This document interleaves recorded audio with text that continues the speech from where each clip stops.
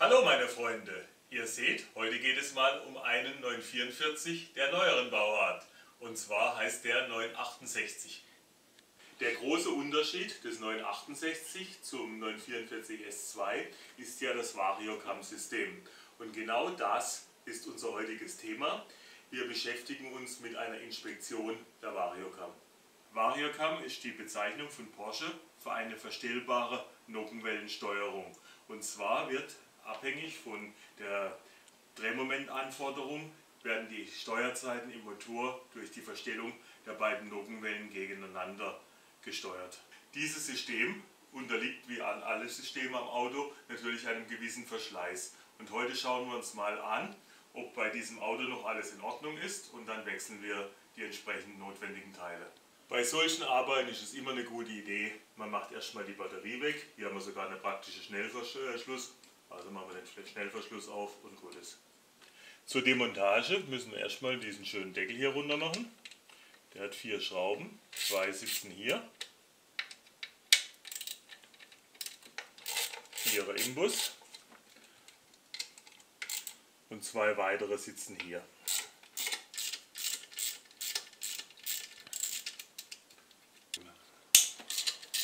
So, die Schrauben hier musst du dann einfach entnehmen und dann kommt noch das kleine Schildchen Variocam gleich mit raus.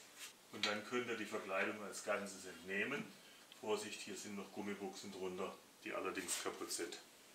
Die hat es komplett zerbröselt. Der untere Teil, das ist eigentlich ein Puffer, der steckt sogar noch im Gehäuse. Da müssen wir neue machen. Dann kann man den Stecker für die Variocam abziehen. Der hat hier einen Drahtbügel. Einfach reindrücken und dann kann man vorsichtig abziehen. Jetzt ist er unten. Dann können wir die Zinnkerzenstecker abziehen. Manchmal braucht man da ein bisschen Kraft. Den Fingern. Wenn ihr die Räder hinten noch ausklipst, dann kann man das alles so ein bisschen auf die Seite schieben. Mehr braucht man da nicht. Dann geht es hier an die Variocam. Und zwar müssen wir diese Abdeckung hier runternehmen. Das ist also der magnetische Versteller von dem Teil. Die Halterung von dem Ding kann fürchterlich schwer sitzen. Da fest. Das ist ja ganz vorsichtig, aber wirklich ganz vorsichtig. Ist nichts für Grobmotoriker. Die Dichtung kommt ja eh neu. Das Ding hocharbeiten, den Ring. Sonst kriegen wir den Deckel nachher nicht runter. Hier kommt er schon.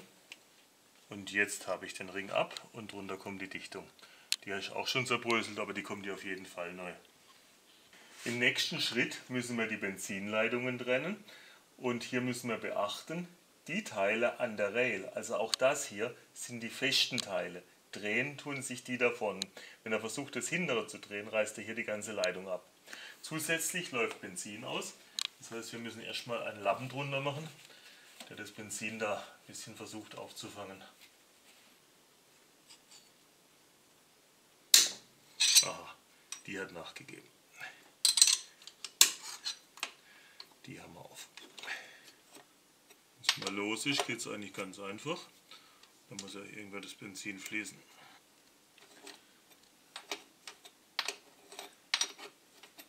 Irgendwann habt ihr dann auch die letzte Umdrehung und dann können wir den Schlauch wegnehmen. Und dann versucht ihr das Benzin halt ein bisschen abzulassen. Bei Arbeiten am Einspritzsystem ist Sauberkeit immer die oberste Regel. Das heißt, ihr müsst auf jeden Fall jetzt sofort alles einpacken.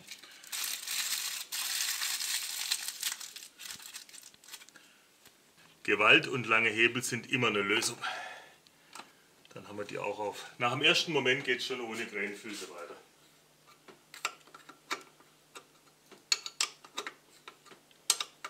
Und auch hier wieder sofort alles mit Aluminiumfolie sichern. Dann können wir auch den feuchten Lumpen hier rausnehmen. Und die Benzinleitung bindet ihr dann so wie ich jetzt wird mit einem Stück Draht auf die Seite. Den Stecker vom Rollgeber ziehen wir auch ab, der hat auch wieder so einen Drahtbügel innen. Um Gottes Willen. Das ist ein ganz typisches Problem von S2 und offensichtlich auch 968, dass diese Stecker sitzen zu nah am Krümmer und zerbröseln mit der Zeit. Über das Thema machen wir dann gerade noch ein separates Video. Nun folgt der eigentliche Ventilendeckel, das sind lauter 5er Imbusschrauben. Müsst nur aufpassen, die sitzen manchmal ziemlich hart, also gut im Kopf sitzen. und dann von außen nach innen öffnen. Erste.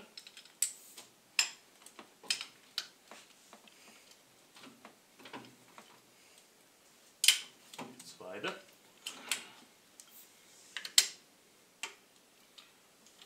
Dritte. Und so macht er einfach der Reihe nach weiter. So, ich glaube insgesamt sind es 13. Also irgendwann kommt man auch zum Ende. Dann braucht ihr die Schrauben gar nicht ganz rausdrehen. Die müssen nur aus dem Gewinde sein. Die könnt ihr nachher mit dem Deckel abnehmen. Nur aufpassen, dass ihr keine verliert, wenn ihr den Deckel umdreht. Beide ich gerade richtig, dann sind die hier unverlierbar. Manchmal kommt es auch raus, wenn der Gummiring schon ganz schlechte Stimme haben, aber eh neu, dann könnt ihr es auch gleich weglassen. Dann versucht ihr den Deckel mal vorsichtig abzunehmen. Der gehört zu der Sorte, wo nicht wollen. Jetzt nur nicht mit dem Schraubenzieher hier drunter keilen. Beziehungsweise hier in der Ecke ging es gerade noch so, sonst ihr macht gleich Macken in das Material. So, irgendwann kommt das Ding dann mal wenigstens ein Teil in Bewegung. Mal schauen, dass wir die andere Seite noch rauskriegen.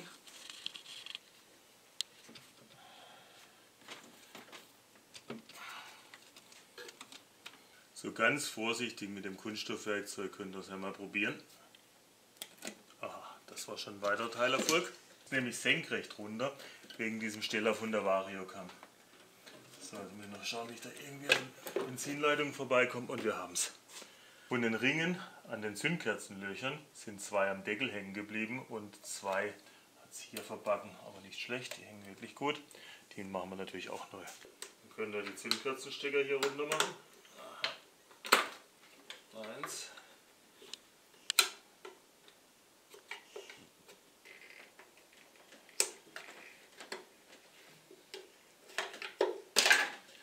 Und die letzte, dann könnt ihr auch die ganze Verkleidung mit den ganzen Steckern hier.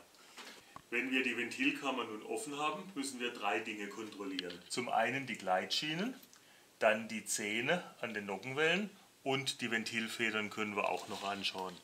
Wir beginnen mit den Ventilfedern. Hier seht ihr, die Ventilfeder ist komplett in Ordnung, da ist nichts gebrochen.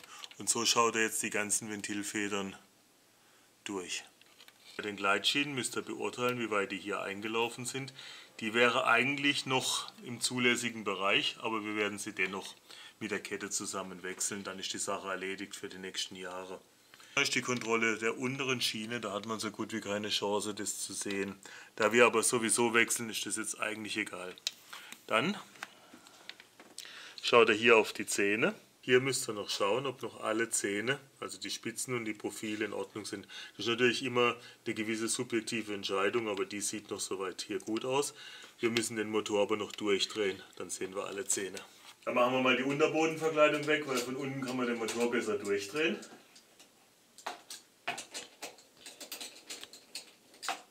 So, 10 Schrauben später haben wir die ganze Verkleidung. Zum Durchdrehen braucht ihr eine lange Ratsche und eine 24er Nuss. Allerdings muss die Nuss etwas länger sein, eine normale kurze Nuss genügt nicht. Um alle Zähne zu sehen, muss man den Motor jetzt natürlich durchdrehen und dann im Vorbeischauen alle anschauen. Einlass- und Auslassnockenwelle jeweils.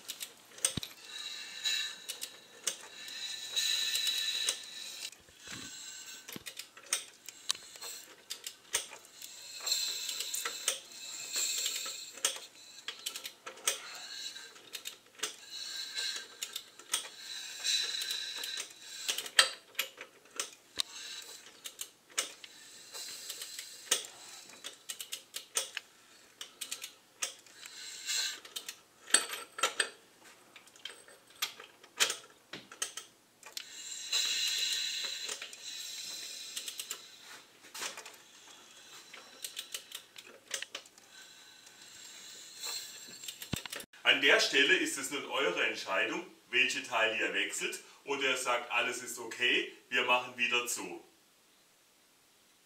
Der Wechsel aller Teile ist in diesem Video gezeigt. Bevor dass wir den Deckel wieder neu verkleben, müssen wir die alten Dichtungsreste entfernen. Dann wischt ihr die komplette Dichtungsfläche mit Aceton ab.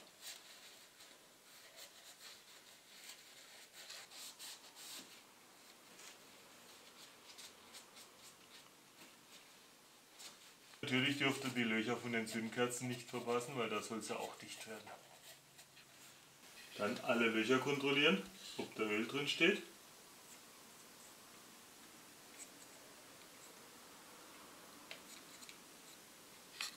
Die in der Mitte nicht vergessen. Hier und hier hat man viel Öl gegossen, da müssen wir nochmal checken. Den Deckel habe ich mittlerweile auch gründlich gereinigt und alle alten Gummis entfernt.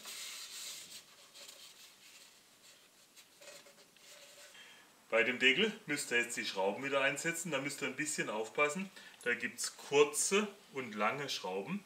Die kurzen Schrauben sind an den 4 Ecken und in die mittlere Loch hier ist auch kurz. Und da kommt jeweils so eine Schraube, dann kommt der Metallring drüber, dann jetzt hier zum Beispiel die kurze und die wird hier so durchgedrückt. So geht es dann weiter. Also immer eine Dichtung, eine von den Scheiben, dann den Gummi drüber und auch die Nut im Deckel entfetten wir.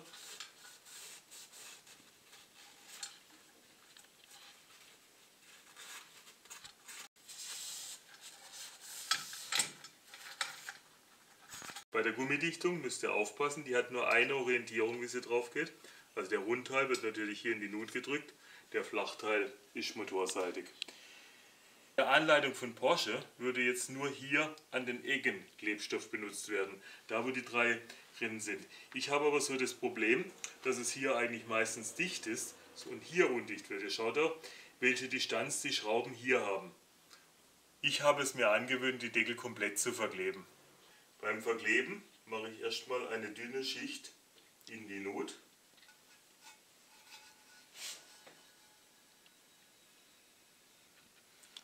Irgendwann sind wir dann außen rum und so wird gut. Die Dichtung in die Nut an den Ecken ansetzen, gut andrücken, dass da nicht drunter fällt. So, die sitzt schon mal drin. Dann kommen die 4 Dichtringe. So aufgedrückt, die Rundung ist nach unten. Also die flache Seite muss jetzt hier oben sein.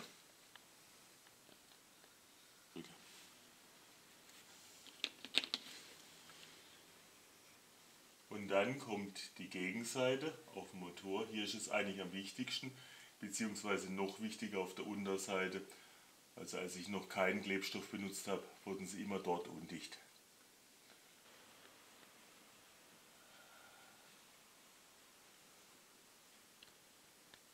So, und dann kommt der Deckel von oben runter. Orientierung, wie der kommt, bietet euch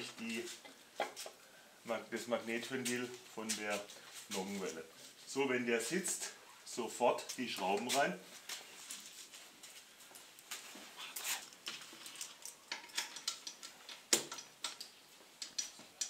Jetzt müsst ihr in vielen Umdrehungen ganz langsam mit der Hand durch, damit sich der Deckel schön senkt.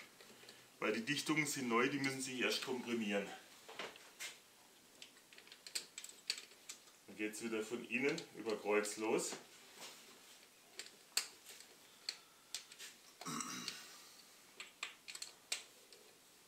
Und jetzt kommt los.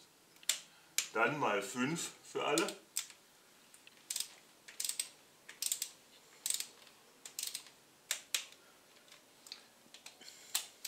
Immer schön von innen nach außen.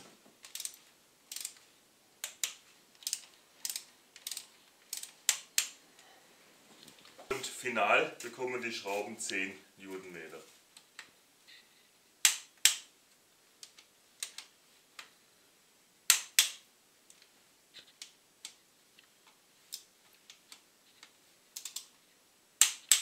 Und auch 10 für die letzte. Der Deckel sitzt wieder. Wunderbar. Dann können die Benzinleitungen wieder montiert werden. Schön erstmal die Verschlüsse wegmachen.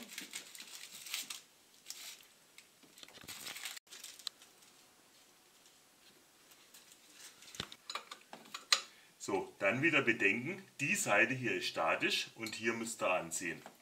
Das heißt, hier einfach halten, da darf sich nichts drehen und dann einen guten, so ist gut, muss dicht sein, kontrollieren wir nachher. Das gleiche mit der zweiten Leitung.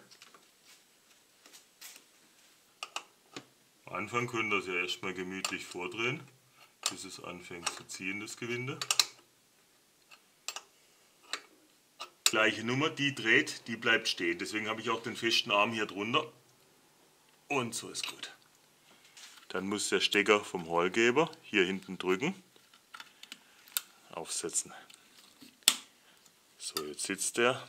Das Kabel ein bisschen wegnehmen. Da machen wir noch ein Kabelbinderchen drum.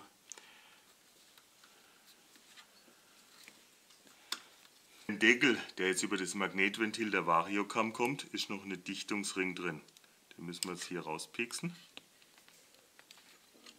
Aha, das ist er. Auf den neuen machen wir einen Tropfen Öl drauf. Flutscht der nachher besser rein. Jetzt kommt er erstmal in die Nut. Im Moment sieht er zu groß aus, aber wenn er im Loch steckt, wird er passen. Jetzt wird es schon besser. Seht ihr. Und jetzt viel Öl rein, sonst kriegt er den nicht auf das Gehäuse. Hier sind Meigen, das ist dann die Oberseite und das ist die Unterseite. Zusätzlich zu dem O-Ring gibt es auch hier noch eine Flachdichtung, die hier drunter kommt. Die Unterseite abwischen, haben wir ja vorhin gesagt, wo unten und oben ist, und dann aufdrücken, so dass am besten die Schrauben gleich passen. So, den Rest können wir auch mit den Schrauben runterziehen. So, da mal ein Schräubchen rein.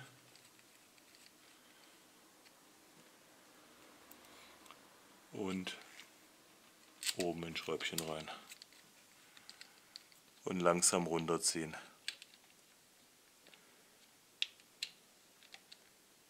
Und dann gefühlvoll anziehen, sind ja 5er Schräubchen, also nicht übertreiben. Der liegt auf. So, dann kommt der Stecker auch noch drauf, das ist der von dieser Variocam-Verstellung. Immer hier drauf drücken. Jetzt ist er drauf. Dann kommt die Leiste drauf, wo hinten und vorne ist klar, das sind vorne die Anschlüsse und die gehen alle der Reihe nach. Dann haben die hinten hier zwei Plastiknasen, da wird es erstmal eingehängt. So und so. Und dann ist klar, wo die hinkommen, weil die Länge passt gar nicht anders. Immer gut draufdrücken auf die Stecker, die müssen schön plopp machen. Wie der Spinat früher. Dann müssen die Zinnkerzenstecker drauf. Die Reihenfolge steht hier auf dem Zettel. Der obere war, glaube ich, Nummer 3. Müsst ihr gut aufpassen, sonst macht der fürchterliche Geräusche, wenn er anders. Dann kommen die Nummer 1, Nummer 2 und Nummer 4. Gut eindrücken, dass die alle schön raschen. Die Abdeckung der Variocam sitzt auf solchen Gummipuffern. Beim Ausbau war die ja komplett kaputt, deswegen nehmen wir hier ein paar neue.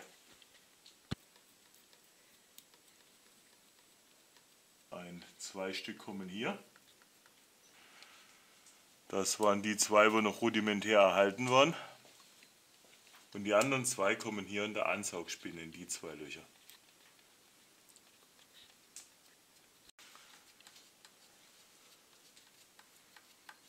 Dann muss auch die Abdeckung drauf, damit auch jeder Autodoktor weiß, dass kein 5-Zylinder von Audi ist. 1, 2, 3, 4. Dann kommt die Verkleidung so drauf, dass sie auf den Löchern passt. Und hier die Kabel schön durchgehen. So passt es schon. Und die sitzt jetzt vibrationsfrei auf den neuen Gummipuffern. Unter die zwei vorderen Schrauben kommt auch das Schildchen, wo Variocam draufsteht.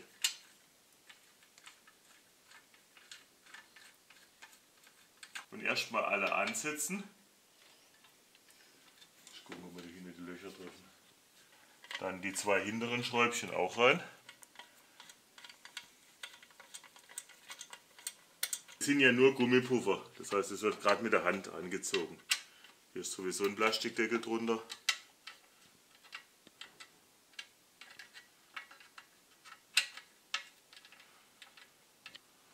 Jetzt muss noch die Unterbodenverkleidung drauf und dann ist unsere große Reparatur zu Ende. Damit ist die Kontrolle der Variocam beendet und ich sage euch schon mal Tschüss, bis zum nächsten Video.